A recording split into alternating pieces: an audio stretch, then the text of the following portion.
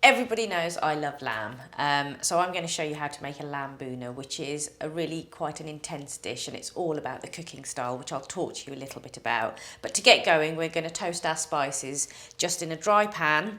The first thing I'm going to do is put in 3 teaspoons of coriander seeds. You need to work quite quickly when you're toasting your spices because you don't want any of them to burn. So just be aware of what you're doing. A teaspoon of cumin seeds. There we go. You might want to start giving them a little stir. My pan's been on for a few minutes, so it's on a fairly low heat. I'm then going to put a teaspoon of mustard seeds in as well. And I'm going to put in some chillies. I'm just going to take the end off, but just about 3 dried chillies. I like my lamb dishes quite spicy, so I'm going to put 3 in. Just take the end off, and again we're just toasting those, so just give it a little stir. You can start to get the fragrance coming off, and it's starting to smell. All those oils are coming off the spices, so you can start to smell those. A teaspoon of fennel seeds, and they give a very gentle sort of aniseedy undertone to the dish. And then I'm going to put in some fenugreek seeds. Now these aren't used an awful lot in Western cooking, but they look like little pebbles. They've got quite a bitter taste, so you don't need an awful lot of them. I'm just going to put a teaspoon of those in as well. There we go. And I'm going to start to stir that and just get those toasting.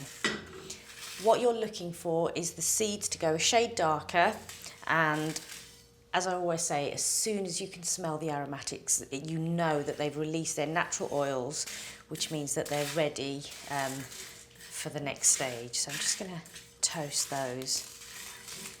If ever you're toasting spices like this and you burn them, they go too dark, you really need to get rid of them and start again, because there's nothing you can do to get rid of that bitter taste of burnt spices. So that's taken about a minute or so. There we go, and they're looking good to me now. And what I'm going to do is I'm just going to pop those into a dish. I'm going to let them cool down, and then I'm going to blitz them in a blender.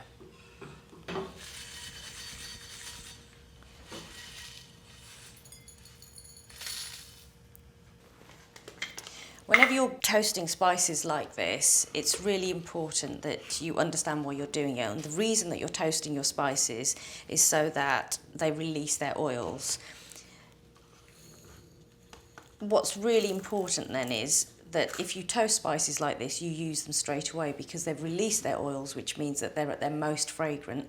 So there's no point toasting spices and then keeping them in a jar, because when you come to use them, they'll have lost all of their beautiful aromatics. So you need to use them straight away. Let's get those last few bits.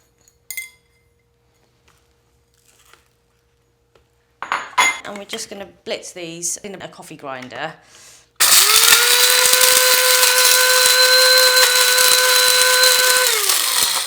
You can use a pestle and mortar as well. If you've got a little bit more time, then by all means use that.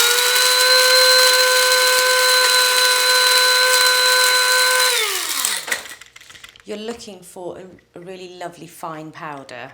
There we go. Once you've got to this stage, we're then ready to move on to cook the onions.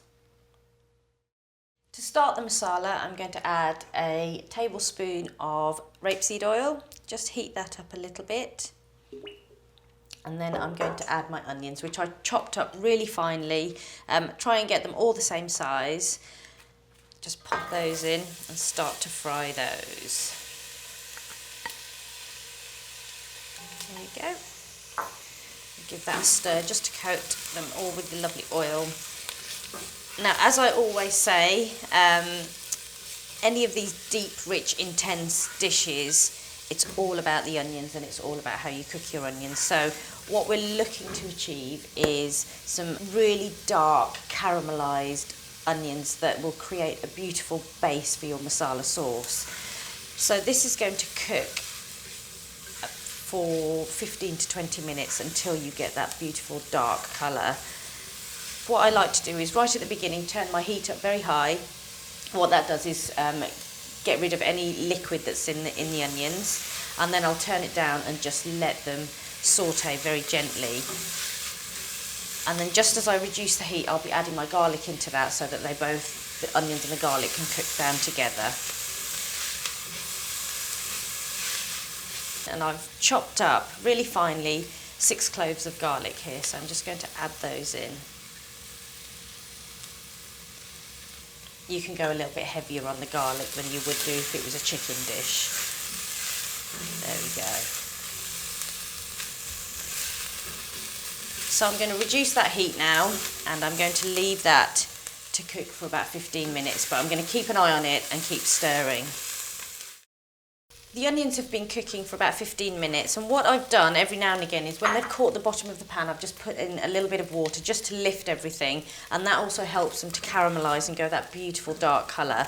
But as you can see, they're really quite intense in colour now, so we're ready now to add in some other spices and other bits and pieces. So the first thing I'm going to do is put in some curry leaves. I'm going to add about 10 curry leaves just for a bit of aromatic to this dish. Just stir those through, and then I'm going to start to add my wet ingredients, if you like. So I'm going to pop in a tin of tomatoes. I tend to use plum tomatoes just because they give a much thicker sauce, and a Bhuna is all about that thick sauce, and I'll explain that to you in a little while. I'm going to put in a tablespoon of ginger that I've grated. So it's fresh ginger, it's been grated, and probably about a tablespoon or so. There you go. And put a teaspoon of salt in for seasoning.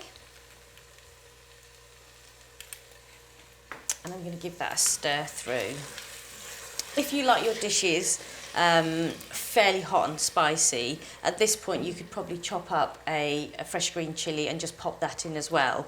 I'm going to leave it and just have a little taste later, and if I want to add a little bit more heat, then I will do. I'm just going to turn the heat up on my cooker because we've added those tomatoes, which has cooled the pan right down. So I'm just going to add that in.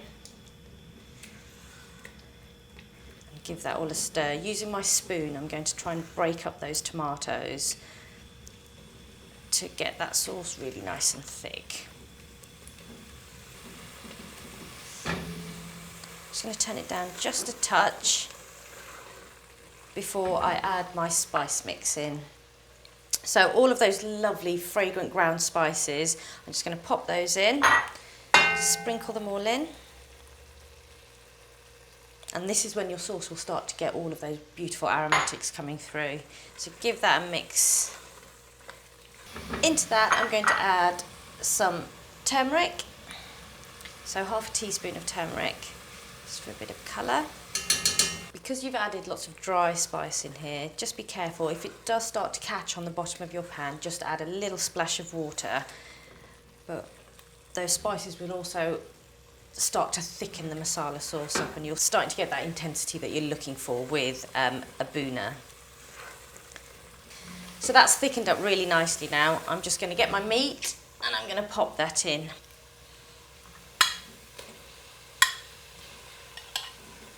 So I'm just using lamb. Quite often we'd use mutton as well because mutton gives a beautiful sauce to this dish. So I'm just going to turn it up, coat all of the meat in that masala, and we're almost sealing that meat. We're just sort of frying it very quickly before we reduce the heat and leave it to cook. That's it.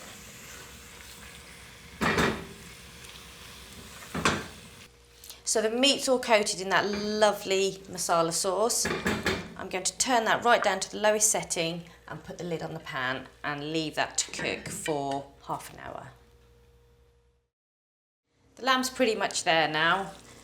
It's bubbling away and the meat's starting to get really nice and tender. And this next part is really the key part of a Bhuna dish. Bhuna or Bhuna means to stir fry. It means to reduce that sauce or that gravy right down until it's clinging to the meat.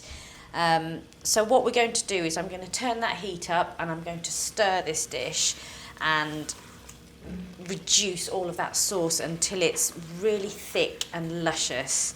And this can take a fair while depending on the meat that you've got. And when I was growing up, this is the bit that my mum always made my dad do, because it was stand there for ages stirring and stirring, and it's really quite hard work on your arms. So, you know, it's a bit of a workout cooking. So I'm just going to keep stirring that until it's reduced right down. So I've been stirring and reducing the sauce down for a good 5 minutes, and that's looking pretty ready to me. I'm going to take that off the heat. I'm going to stir in the all-important garam masala, a nice big heaped teaspoon. I'm going to put in my fresh coriander, and that's it, it's beautiful. It's ready to go. Stir that all in. Delicious lamb bhuna. You can tell that it's ready because the sauce is all luscious, it's thick, it's clinging to that meat. And when I say a dry sauce, that's what I mean. It's not dry, it's just luxurious. And for a dish like this, and for me, it's not a dish that I would serve with rice because it's got that thick sauce on it. It can only be served with roti or naan bread. So there's your lamb bhuna.